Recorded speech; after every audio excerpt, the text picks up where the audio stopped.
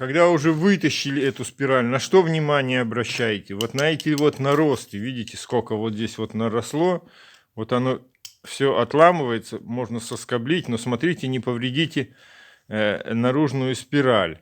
Еще на что вы обращаете внимание, смотрите на потертости, потому что барабан при вращении может задевать об эту спираль или задевать какой-нибудь заколкой, невидимкой, которая где-то там застряла. Вот на этом я не вижу никаких дефектов.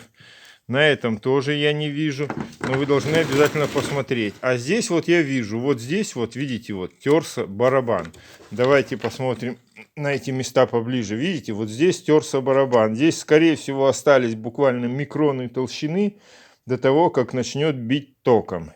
Вот такую спираль надо обязательно выбрасывать и выкидывать. Хотя надо сказать, что конкретно эта спираль в довольно хорошем состоянии, но протерта.